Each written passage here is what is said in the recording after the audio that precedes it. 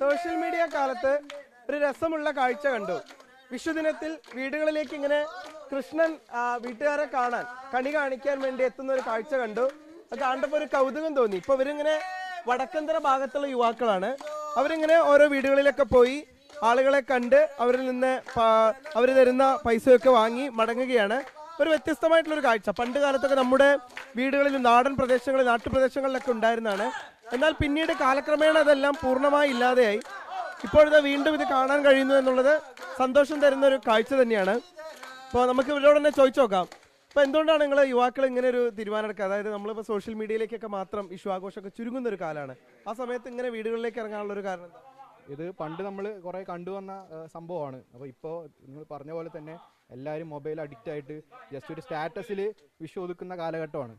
അപ്പോൾ ഞങ്ങൾ വടക്കന്തറയിലെ ഒരു കൂട്ടം യുവാക്കൾ ഈ വർഷം ആദ്യമായിട്ട് ഞങ്ങൾ ഒരു ചെറിയൊരു സംഭവം തുടങ്ങാം എന്നൊരു ആലോചന ഉണ്ടായിരുന്നു. പക്ഷേ വലിയ രീതിയിലുള്ള വരവേൽപ്പാണ് എല്ലാ വീടുകളിൽ നിന്നും ഞങ്ങൾക്ക് ലഭിച്ചത്. ഇനിയുള്ള വർഷങ്ങളിലും ഇതേപോലെ വരണമെന്ന് വീട്ടിലുള്ള ഓരോ ആളുകളും ഞങ്ങളോട് ആവശ്യപ്പെട്ടു. ഞങ്ങളും വളരെ ഹാപ്പിയാണ്. അപ്പോൾ എല്ലാവർക്കും നല്ലൊരു വിഷു ആശംസിക്കുന്നു. അപ്പോൾ നിങ്ങളെ പരിപാടി നടക്കട്ടെ.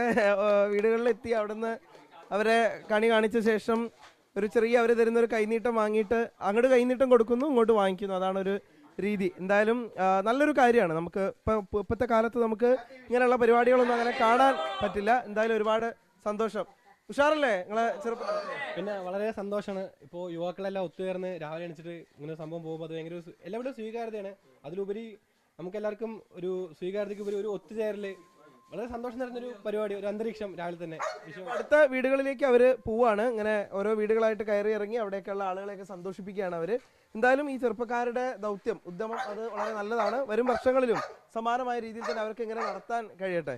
രാജീവ് സുദേവിനൊപ്പം പാലക്കാട് നിന്ന് നിഖിൽ പ്രമേഷ്, 24.